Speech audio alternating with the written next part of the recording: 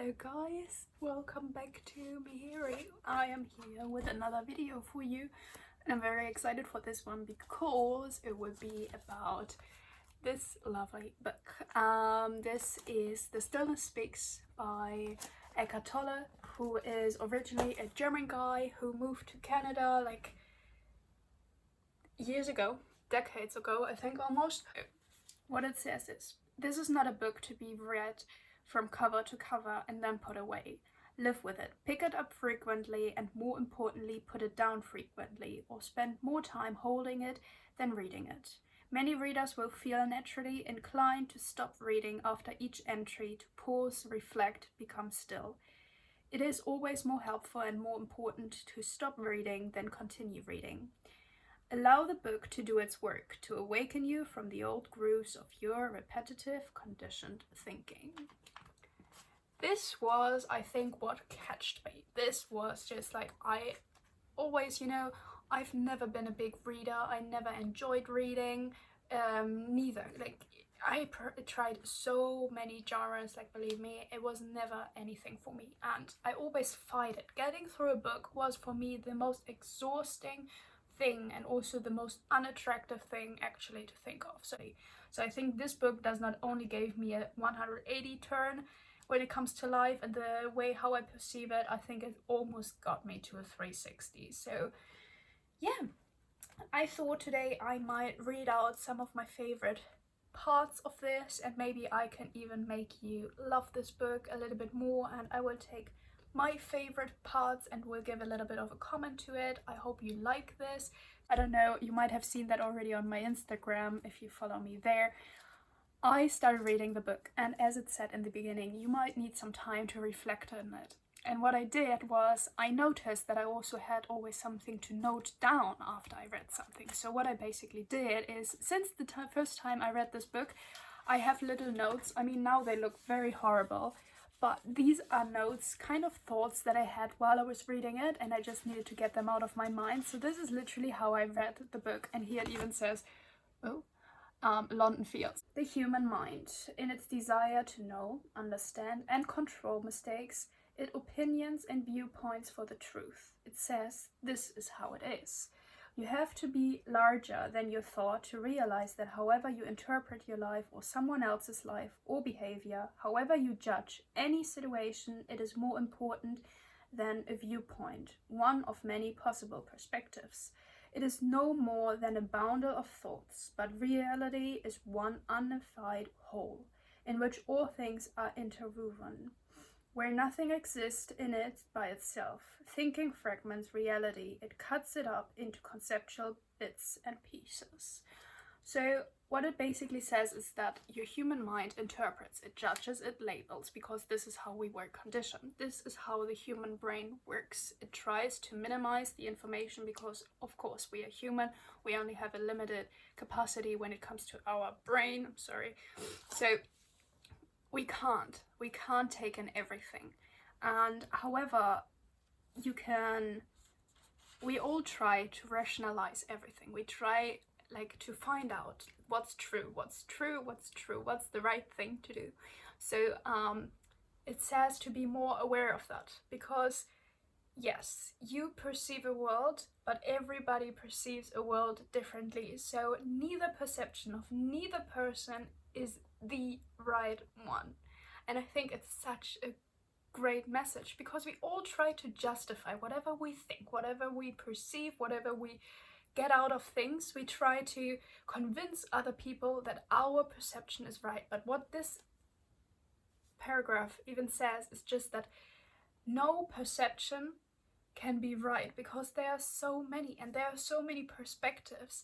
The way how I believe that we can get things right is by collecting different perspectives, collecting thoughts, collecting perceptions, collecting understandings from multiple people, and then bring it together to create something that can be seen as something more right than just a single thought, a single decision, a single consumption of something.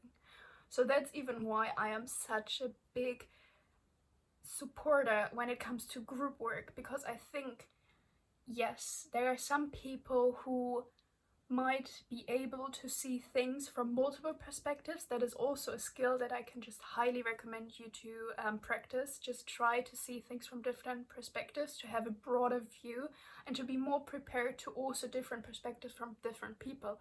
However, do not exclude any other perspectives of other people, and do not justify them or do not try to judge them for having different perspectives, because in the end, how can you prove that your perspective is not wrong either? So it's just like accepting things and just letting them be for what they actually are. Yeah, and we all interpret our lives differently, and I just hope that, you know, it's about finding the way of interpreting your life the best as you can in order to be happy. So everybody has a different way, and everybody has a different interpretation when it comes to life, and I just hope that we all find a way of interpreting our lives that we can all live peacefully together without any harm, pain, fear, and control. So yeah, that's basically what I have to say about this part. This is also a very intriguing fact, I think. The mind exists in a state of not enough, or I even wrote never enough. And so it is always greedy for more. When you are identified with mind, you get bored and restless very, very easily. Boredom means the mind is hungry for more stimulus, more food for thought, and its hunger is not being satisfied. When you feel bored, you can satisfy the mind hunger by picking up magazines, making a phone call, switching on TV, surfing the web, going shopping, or, and this is not uncommon, transfer the mental sense of lack and its need for more to the body and satisfy it briefly by ingesting more food. So if a lot of people struggle with eating disorders and they gain overweight, and also we know this, like we are stressed, we tend to just have snack after snack after snack, and it's very dangerous because we feel like in our mind, or our mind feels like it's never enough. Like whatever I try, it's never enough. So what we tend to do, especially in stressful situations, we feel like there's never enough, there's something more, is so much more desirable when we are stressed. So we are all longing to fill this, whatever is empty within us, we try to fill this, and this is even where capitalism just got us. We spend money on different things.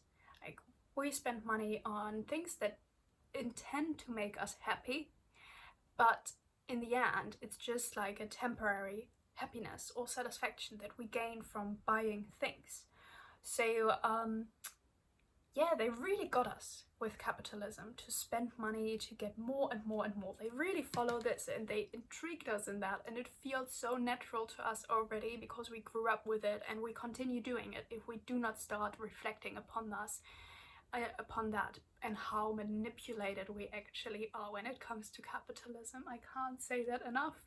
If you think you want to have the big house, the big car, the fastest car, the best job, the best position, the biggest success, just think where that comes from.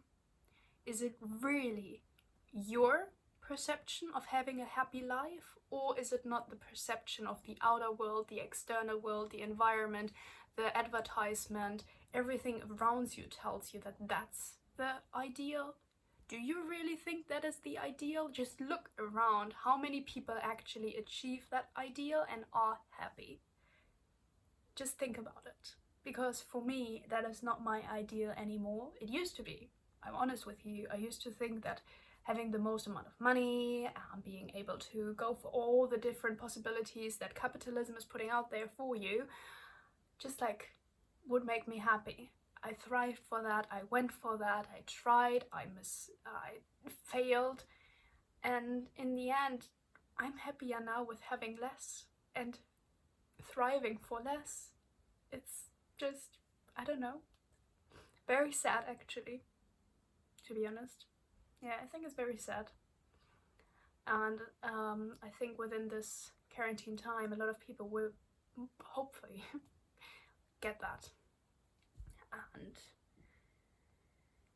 yeah, it's a very tough topic to talk about because there's a lot of resistance, like from the people who actually believe in capitalism and for gaining more and having success, and being like kind of brainwashed when it comes to that, because it's always just something that you can achieve in the future. But why, like, we never know what's in the future and what might come and how much time we have left. So why are you thriving so much for gaining something in the future that you cannot actually secure?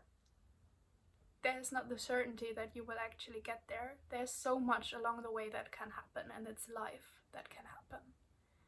And yeah, I think for me it was very important to live my life. I mean, there are so many things to say, as if today is your last day, but that does not mean that I need to do more capitalism and follow in that procedure and follow and just be a part of that system.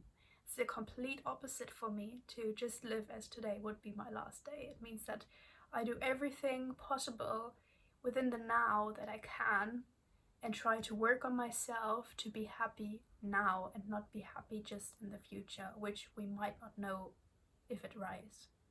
So I think that is a huge decision I made for my life, and I just hope that other people find that as well, because within that action and within finding that within yourself, you become so much more peaceful. And if we could become more peaceful on a collective level, there would be less pain, there would be less hurt, there would be less control, there would be less fear.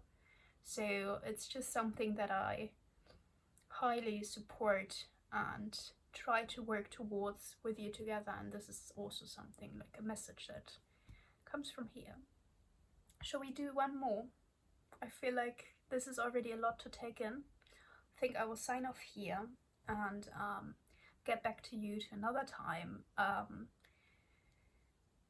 I'm just very much in my zone right now, so I think I should just take a little bit of rest and reflect upon whatever just went through my mind right now.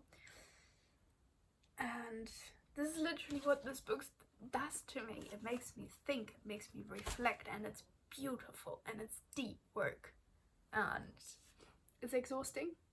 Like you see, like sometimes you don't even know where your mind stands, but as more as you do it, the better you get within that, and also to just let it happen to you and accept it the way how it happens, because there's no right, there's no wrong. So yeah, happy Sunday everybody if you're watching this on a Sunday. I filmed this on a Sunday, but yeah. So I would say I'm signing off here. I hope I could inspire you. If you want to see more of those kind of things, there are things like this following. I will lead us a little bit through this book, because I think it's a very good and great and brave teacher out there. And yeah, I just feel so happy right now, and happy and sad at the same time, because I just did another realization within life, and it's tough. It's tough to go through these things. Makes me very emotional. And sometimes then I can't even say if it's happy or sad tears, or like just emotionally moved right now. So with that being said, I hope you stay safe with your loved ones, and I will get back to you soon. Bye.